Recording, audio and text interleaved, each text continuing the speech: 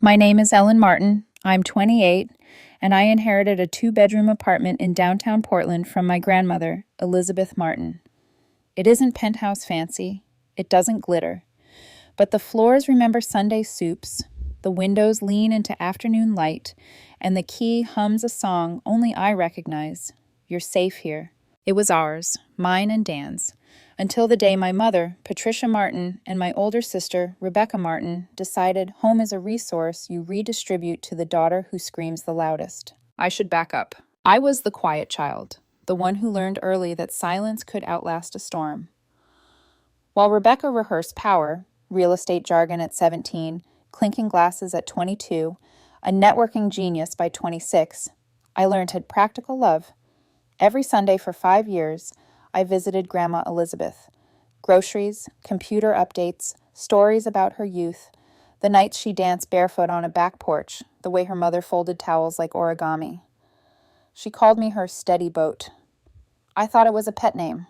I understand now. It was a charge.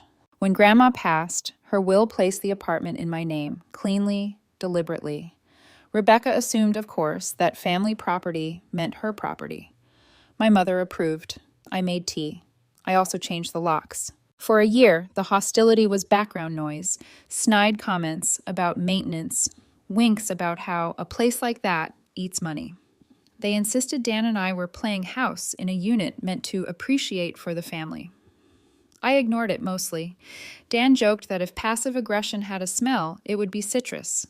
Pleasant at first, then it burns. 6 weeks ago, Rebecca dropped the smile. Her marriage had detonated. She needed to move out fast. Suddenly, my apartment became the most rational solution. Her words, not a request, a logistical memo. Patricia called during dinner. "We need to discuss the apartment situation," she said, not hello. "What situation?" I asked, spoon midway to my mouth. "Rebecca is going through a crisis. A two-bedroom is wasted on two people. You and Daniel can downsize until she's back on her feet." Dan choked on a laugh. I didn't. "Mom, no." Silence hissed through the line. When Patricia spoke again, her voice was a velvet-wrapped blade. "Family helps family, Ellen, or have you forgotten your upbringing?" I ended the call. My hands were perfectly steady. My heart was not. The next days unspooled like a prank nobody would own.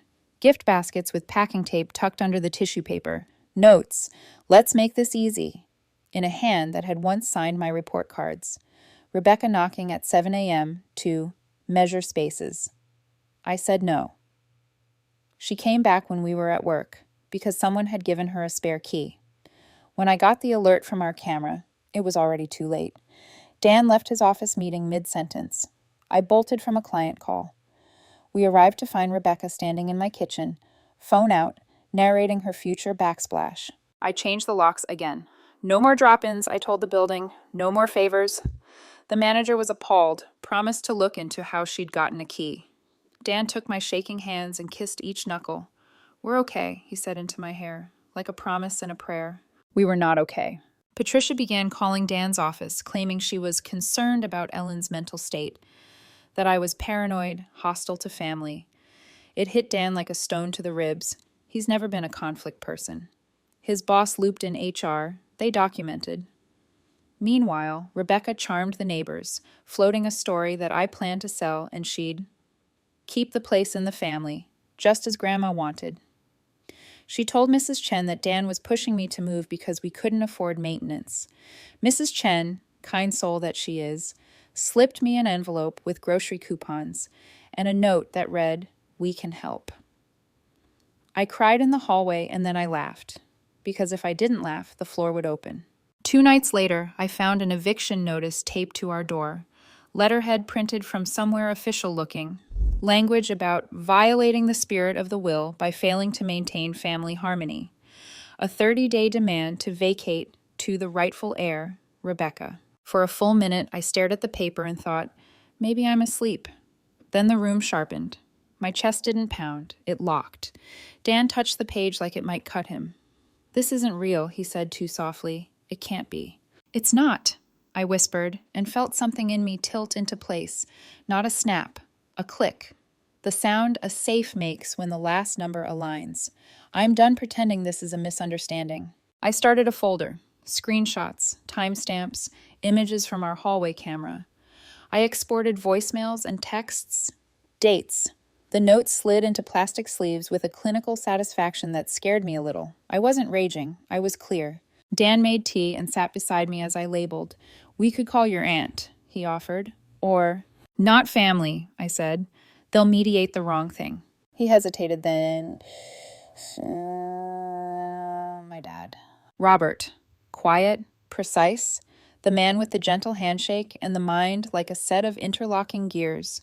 He'd practiced property law for decades before teaching. At our first holiday together, he'd asked me more questions about my hobbies than anyone had asked me in 5 years. I liked him immediately. He didn't talk a lot. He didn't need to. Dan texted his mother, Nancy, a brief. Things with Ellen's mom, Sis, escalated. "Can Dad talk?" 10 minutes later, Robert called. His voice held no drama, just gravity. "Ellen," he said, "Daniel tells me there's trouble around the apartment. Start at the beginning. I'll listen." I did. I kept it lean. The will, the key, the measuring tape, the calls, the fake notice. When I finished, there was a silence so complete it felt like the room was waiting. "Send me everything," Robert said finally. "Every document, every image, every call log. Tonight. And, Ellen?" "Yes?" "This ends now. No thunder, no promises of battle, just a line drawn with a fountain pen." After the call, Dan and I sat on the floor with the file between us like a third person we were caring for. I told him the part I hadn't told anyone, that when I was 15, the year Dad died and Mom's grief hardened into iron, Grandma Elizabeth started keeping her important papers in a different drawer.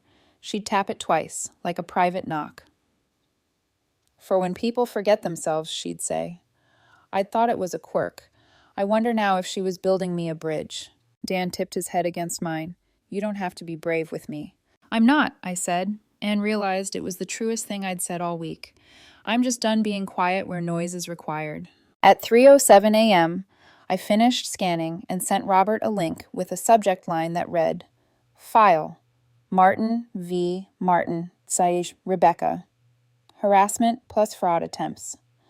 I closed the laptop. For the first time in 6 weeks, the apartment felt like itself again. Walls and windows, not a chessboard. I slept. In the morning, a different kind of storm gathered. Rebecca posted a glossy selfie, chin high, lashes long, captioned, "Imagine being betrayed by your own sister for an apartment." Within minutes, Lila, Dan's ex, liked it and commented, "Some people show their true colors when there's money on the line." She's made a sport of pretending to worry about Dan's safety since we started dating. Rebecca responded with a heart, then reposted. It wasn't proof. It was smoke. But smoke finds lungs. I didn't respond. I packed my lunch, kissed Dan's cheek, and answered a neighbor's text with 3 words. "We're not selling." By noon, Patricia had called Dan's workplace twice. HR blocked her number. At 1, Robert emailed to confirm receipt.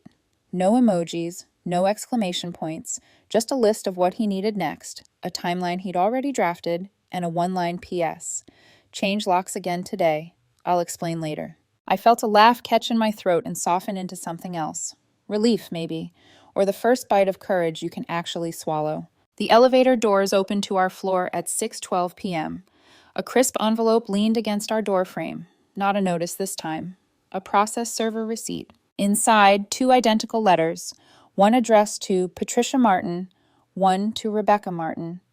"Cease and desist," the header read. Harassment, trespass, defamation, attempted fraud. Language that didn't negotiate. Citations with teeth. Deadlines. Remedies. I stood there in the hallway, the neighbor's casserole smell floating through, and felt the smallest click again. The lock in my chest surrendering to the right key. Some battles end with fireworks. The important ones end with paperwork. By the next morning, the air around our apartment felt different, tighter, heavier, like the calm that arrives right before thunder chooses a direction. Robert didn't waste time. At 8:03 a.m., I received a concise email. Phase 1, documentation. Phase 2, security. Phase 3, legal boundaries. He had attached a detailed outline, each step labeled, time-stamped, and legally phrased. It read less like advice and more like a battle plan. Dan scanned it with wide eyes. Is this normal? It's Robert, I said softly. This is normal. By 10 a.m., he had already contacted his former paralegal to verify the format of our grandmother's will, and by noon, he'd arranged a call with his colleague who specialized in property disputes. Robert didn't do panic. He did strategy. That evening, Dan and I drove to his parents' house, the one that always smelled faintly of rosemary and printer ink. Nancy greeted us with her quiet warmth, a hug that didn't ask questions. But when we stepped into the dining room, the sight stopped me cold. The long walnut table had been transformed into a war room. Stacks of papers labeled trespassing, defamation, forgery, emotional distress. Tabs, sticky notes, even printed screenshots of Rebecca's Facebook posts. And at the head of the table, Robert, in his reading glasses, calm as a surgeon before the first incision. I've reviewed your materials, he began, tone even, eyes sharp. What your mother and sister have done isn't just emotionally cruel, it's criminal harassment, and it falls under several civil categories. He tapped the first folder, unauthorized entry, building manager complicit or negligent. We'll address that with his employer. Tap. False legal notice, attempted fraud. Tap. Defamation, your sister's public statements. Nancy exhaled quietly. They called Dan's work again this morning. I know, Robert said. HR's already issued a warning that further contact constitutes harassment. I made sure the documentation reached their legal department. I blinked. How? He met my eyes without apology. I taught their in-house counsel property law 10 years ago. Small world. The room stayed silent for a moment before Christopher, Dan's older brother, who worked in corporate security, leaned forward. We should check if Rebecca still has any way into the building. I can run a full key audit. Robert nodded. Do it, quietly. No alerts until we have proof. I sat there, stunned. My boyfriend's family, polite, composed people who usually discuss vacation spots and wine pairings, were now mobilizing like a defense team in a courtroom thriller, and they were doing it for me. 3 days later, Christopher's report came back, and it was worse than anyone expected. Rebecca had obtained not one, but 3 spare keys. One from the former building manager she'd gone to college with, one from a maintenance worker she had briefly dated, and one she'd copied a year ago when I accidentally left my key on the dining table during a family dinner. I felt sick. So she planned this for months, I murmured. Robert pressed his lips together. Premeditation strengthens our case. He sent a formal letter to the building's property management company within the hour, citing liability for unauthorized key duplication and demanding immediate corrective measures. By sunset, the building had fired the maintenance worker, implemented a new key tracking system, and replaced our locks with restricted high-security cylinders that couldn't be copied without written authorization. For the first time in weeks, I slept through the night. But peace was temporary. The next morning, my phone lit up with 15 missed calls, all from my mother, then another from an unknown number, then another. I ignored them until I saw the voicemail transcript. You ungrateful child. You think paperwork makes you powerful? Family doesn't sue family. You're going to regret this. Dan listened, jaw tight, eyes burning. She doesn't get to talk to you like that anymore. We sent the recording to Robert. He replied with 2 words. Documented, noted. That afternoon, Rebecca changed tactics. She showed up at the apartment lobby in full makeup and a bright red blazer, pretending to drop off family mail. The doorman, who'd been fully briefed, refused to let her up. Rebecca smiled for the security camera. You can tell my sister she'll hear from my lawyer soon. Then she left, but her next move hit harder. Within an hour, Facebook lit up. Rebecca posted a long paragraph claiming that I had manipulated an elderly grandmother into changing her will and stolen a family home. She tagged relatives, colleagues, and even Lila, Dan's ex-girlfriend. Lila, ever the opportunist, commented within minutes. Wow, I had no idea you were going through that, Rebecca. Some people really show who they are when money's involved. Rebecca replied with the heart emoji and a photo of Grandma Elizabeth's apartment building, my home, blurred just enough to avoid legal trouble but recognizable to anyone who knew us. The comment section grew like mold. Cousins I hadn't heard from in years chimed in with family should stick together platitudes. A few old classmates messaged me privately asking if the rumors were true. I felt myself shaking, not angry, hollow. Dan sat beside me, scrolling silently. You don't have to read this. I do, I said. I want to see exactly how far they'll go. By nightfall, Christopher had screenshot every post and sent it to Robert, who added it to his growing evidence binder.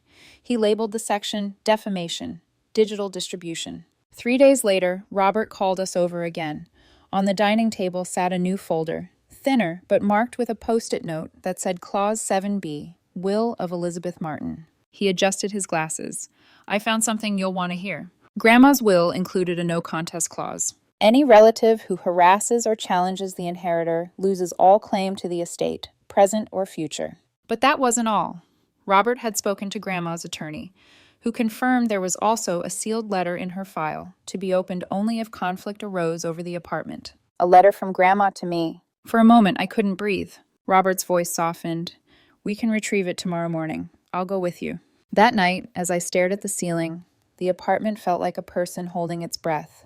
I thought about Grandma tapping that secret drawer, her eyes mischievous and kind all at once.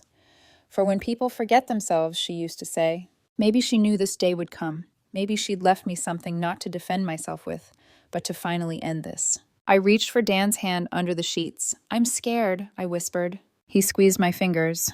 Then we'll be scared together, but we're not running. Outside, rain started tapping the windows. Steady, insistent, like Grandma's coded knock on that old wooden drawer. Tomorrow we'd open her letter. And maybe, for the first time in months, I'd remember what peace felt like. The next morning, Portland felt like it had been rinsed clean. Rain-soaked streets, silver sky, and the faint smell of coffee drifting through the city. Dan and I drove in silence, the kind that doesn't need filling. When we pulled into the law office, Robert was already there, crisp suit, thermos in hand, papers neatly arranged before him. The receptionist guided us into a private conference room where Mr. Langford, Grandma's longtime attorney, was waiting. He was in his 70s, sharp-eyed, despite the tremor in his hands. He held a sealed envelope the color of old parchment. My name, Ellen Martin, was written in my grandmother's looping, elegant cursive. She gave this to me herself, Langford said quietly, 2 years before she passed. She said it was for you, if the wolves ever started circling. Her words, not mine. The room blurred for a second. I didn't cry, not yet, but the air stung like salt. I opened the letter. My dearest Ellen, if you're reading this, it means your mother and sister have forgotten the difference between love and possession. I feared this would happen. I left you the apartment because you gave me something money can't buy. Time, laughter, and gentleness without an agenda. You came every Sunday, rain or shine, never asking for anything but company. Patricia visits when she needs money. Rebecca visits when she needs to be seen. You visited because you cared. So let me be perfectly clear. The apartment is yours, entirely yours.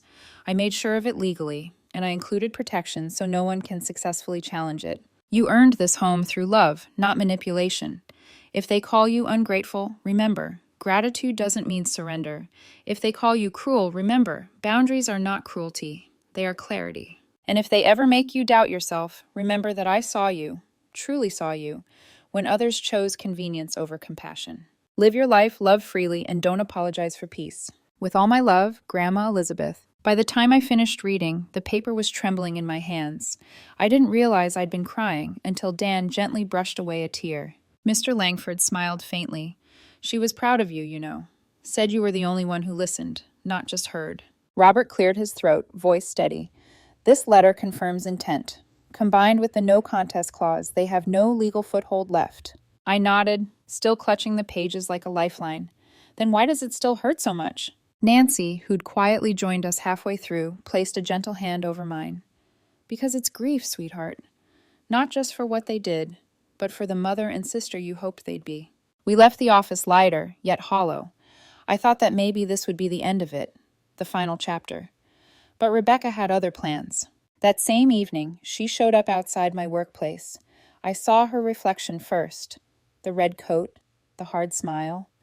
She waited by my car, arms crossed. Ellen, she began, voice syrupy sweet, we just need to talk. I kept my distance. About what? Your fake eviction notice? The harassment? The lies? Her expression sharpened. You always were dramatic. I'm trying to fix this before it gets worse. Fix? I laughed once. Rebecca, this is you breaking things and pretending to repair them. Something flickered in her eyes then. Not guilt, not shame. Rage. Family doesn't take family to court, she snapped. You think some lawyer is going to scare us off? You're playing with fire, Ellen. Robert's voice echoed in my mind. This ends now. I'm not playing, I said quietly. I'm protecting myself. There's a difference. She took a step closer, then froze when she noticed a coworker watching from the doorway. Her smile returned, brittle and bright. You'll regret this. Oh. I walked away without another word. But Robert was right. When you set boundaries, toxic people don't fade quietly. They explode. That night, at 2:17 a.m., Rebecca started pounding on our apartment door. The banging was so loud it shook the picture frames. Ellen! She screamed. Open up! You can't ignore me forever! Dan sat up instantly. I called 911 with shaking fingers. When the police arrived, Rebecca was still outside, mascara streaked, voice hoarse, hands red from slamming the wood. She tried to shove her way in when the officers approached. She stole my inheritance, she screamed. She manipulated my grandmother. The officers restrained her as Dan filmed everything on his phone, just as Robert had told us to do. Ma'am, is she known to you? One officer asked. She's my sister, I said quietly, and we have a cease and desist order against her. Rebecca froze. You don't have a restraining order? Not yet, I said, but I will tomorrow. They arrested her for disorderly conduct, attempted assault, and harassment. As they led her down the hall, she twisted back toward me. You're dead to this family, Ellen. You hear me? I didn't answer. I just closed the door. Dan wrapped his arms around me, and for the first time, I didn't shake. I just breathed. At 7 a.m., Robert was at our door, in a suit, coffee in one hand, paperwork in the other. We file today, he said simply. Restraining orders, both of them. Nancy stood behind him, holding a small silver key. And this, she said softly, placing it in my hand. What's this for? Our house, she said. You and Dan always have a safe place. No questions asked. That broke me. I cried in Nancy's arms like a child, not because of fear, but because someone was showing me what real family looked like. 2 days later, the paperwork was filed. Rebecca's arrest, the harassment logs, the screenshots, Grandma's letter, all of it. Robert called it the foundation of peace, and for once, I believed him. But while we were preparing for court, a new problem surfaced. A neighbor sent me a DM. Hey, I don't want to stir anything up, but your boyfriend's ex is messaging people in the building, saying weird things about you, something about family property disputes. Lila. Of course it was Lila. The woman had always smiled a little too wide when she ran into us in public, always liked Rebecca's posts at the perfect moment. Robert sighed when I told him, they'll use anyone they can to keep you in chaos, but you've already built your evidence wall. Let them play. That night, Dan poured me a glass of wine. We've done everything right, he said softly, and still, I feel like we're walking through a minefield. We are, I said, but at least we finally know where the explosions come from. Outside, rain tapped against the window again. Steady, rhythmic, patient. Like Grandma reminding me, don't apologize for peace. Tomorrow, we'd face them in court, and I was finally ready. The courthouse smelled faintly of paper and rain. That sterile, heavy scent that clings to places where people come to untangle chaos. I sat beside Dan, my palms pressed together, the worn edge of Grandma's letter tucked inside my folder like a shield. Across the room sat my mother, Patricia Martin, and my sister, Rebecca, both dressed as if they were attending a family brunch, not a legal hearing. Rebecca's hair was perfectly curled, but her eyes were glassy. Patricia wore pearls like armor. Between them sat their attorney, a man in an expensive suit who kept glancing toward us with the bored confidence of someone who thought family drama was beneath him. Our lawyer, Diane, was the opposite. Small, composed, sharp as a scalpel. She smiled once at me and said quietly, "We don't need theatrics, Ellen, just truth and proof." When the judge entered, the room straightened like a held breath. Diane began methodically. Not angry, not emotional, just relentless. She laid out the timeline, the calls, the fake eviction notice, the unauthorized entry, the social media harassment, the workplace interference. Then she handed over the audio of Patricia's voicemail, the one where she called me an ungrateful child and promised I'd regret protecting my home. The judge's eyebrows arched. Next came the security footage from the night Rebecca tried to break in, her pounding on the door, the police restraining her, Dan's calm voice as he explained the cease and desist order. The courtroom was silent except for Rebecca's drunken shouts echoing from the recording. She stole my inheritance. She manipulated Grandma. When the clip ended, Diane said evenly, "Your Honor, this is not a misunderstanding. This is harassment, deliberate, sustained, and escalating." Patricia's lawyer stood. "Your Honor, this is a family dispute that's gotten out of hand. My clients are grieving. They lost their matriarch, their home, and—" The judge's gavel tapped once, sharp as thunder. "Counselor, I've reviewed the evidence. We're not discussing grief. We're discussing behavior." Then came the moment that silenced even Rebecca's restless shifting. Diane held up Grandma's letter. "Your Honor, this is a sealed document written by the deceased, verified by her attorney. It clarifies intent regarding the property and the character of the inheritor." She began to read aloud. "If you're reading this, it means your mother and sister have forgotten the difference between love and possession." The courtroom seemed to contract around those words. Patricia's eyes went wide. I saw the exact moment recognition hit. Rebecca tried to speak, but the judge raised a hand. "Gratitude doesn't mean surrender. Boundaries are not cruelty. They are clarity." By the time Diane finished, my throat burned. Dan reached for my hand under the table, and I felt his thumb trace a quiet circle on my palm.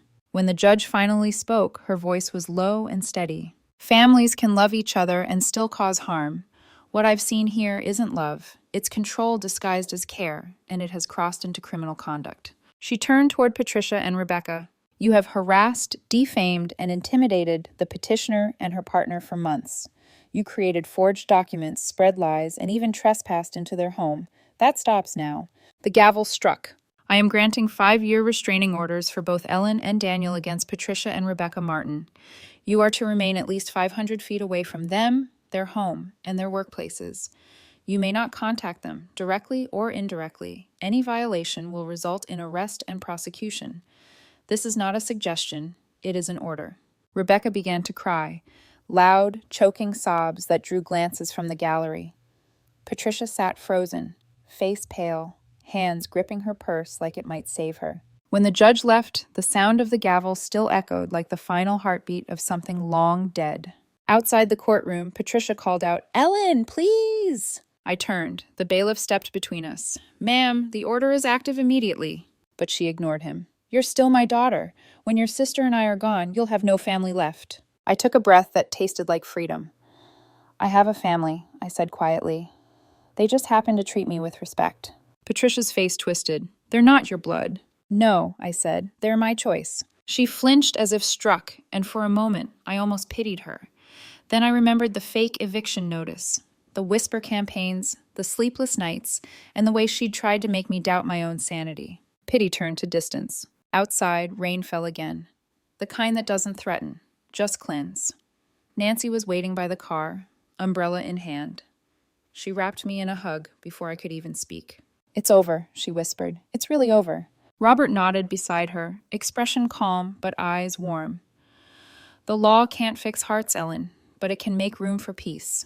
I smiled through the ache. "Then maybe peace finally has teeth." He chuckled softly. "I like that." That evening, Dan and I sat at our kitchen table, the same one Grandma and I once shared soup at, and let silence fill the space. No phone calls, no pounding on the door, no threats, just quiet. "I thought I'd feel happier," I admitted. "Instead, it feels like something broke clean in half."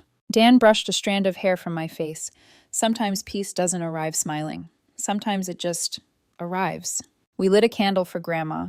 For the first time in a long time, I wasn't afraid to exhale. The apartment, our apartment, felt like it was breathing with us. Still, peace can be fragile. 2 weeks later, Robert called. He'd been monitoring Rebecca's and Patricia's social media through what he called a professional service.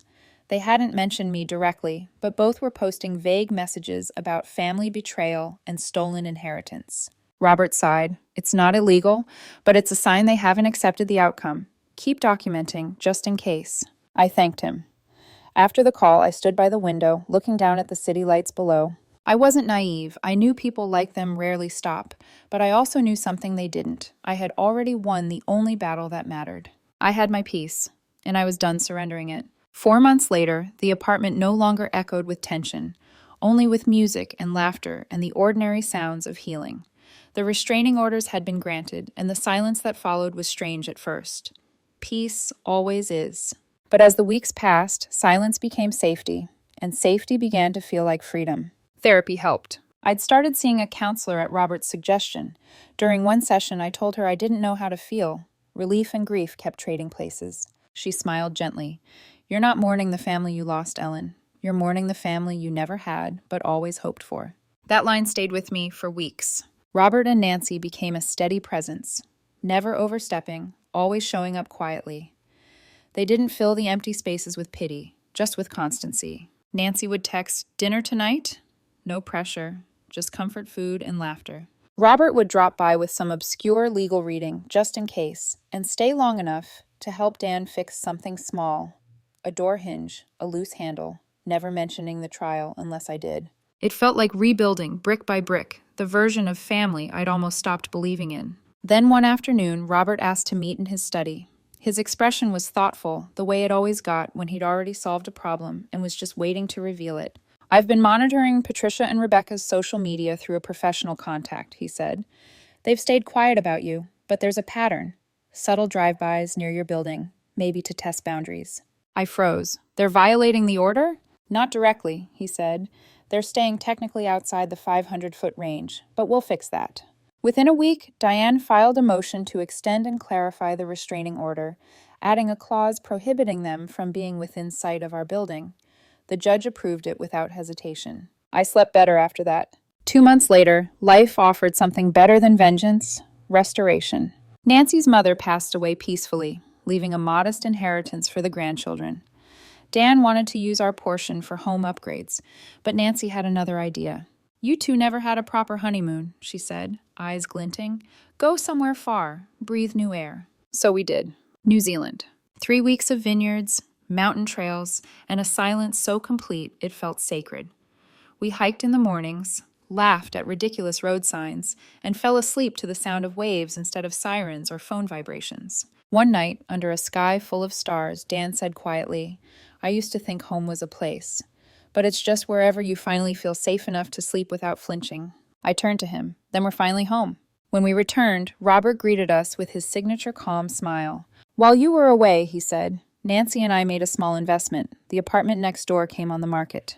Dan blinked. You bought it? Robert chuckled. Yes, as a rental property, but let's just say we'll be very selective with the tenants. Nancy added, a retired police officer and his wife are moving in next week. Lovely people. You'll like them. It wasn't just an act of kindness. It was a gesture of protection. Quiet, sturdy, permanent. I cried, then laughed through the tears. You two are unbelievable. Robert's answer was simple. Family protects family. A year after Grandma's passing, I visited her grave alone. The cemetery was quiet, just the wind moving through oak leaves. I brought her favorite flowers, yellow roses. I knelt, brushed away the leaves, and whispered, You were right, Grandma. They did forget themselves. But I remembered what you taught me. I told her about the letter, about Robert's calm fury, Nancy's kindness, the court, the peace that came after the storm. I told her how the apartment felt alive again, filled with new laughter, new dinners, new warmth. As I stood to leave, I noticed another bouquet nearby, purple orchids, my mother's signature, fresh. For a moment, that old guilt flickered, the voice that said, She's still your mother. Then I remembered Grandma's words. Some people see kindness as weakness. I placed my hand on the cold marble and whispered, Kindness isn't weakness.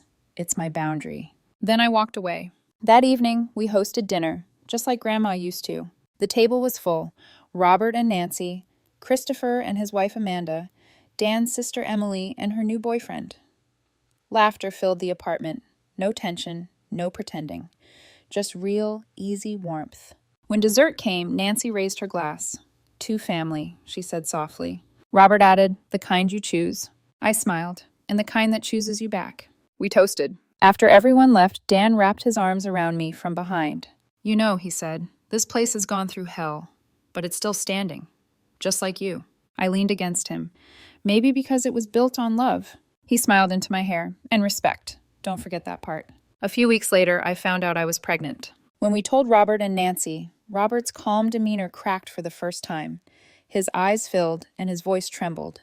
That child, he said quietly, will know nothing but love and safety. We'll make sure of it. Nancy kissed my cheek, whispering, You've broken the cycle, sweetheart. I smiled through tears. No, we did. Sometimes at night, I sit by the window with the lights off and watch the city move. cars, people, stories passing below. And I think about how peace doesn't arrive like fireworks. It arrives like breathing, like knowing no one will pound on your door, like remembering that boundaries aren't walls, they're gates that finally lock behind you. Blood makes you related, but loyalty, that's what makes you family. And I finally have mine.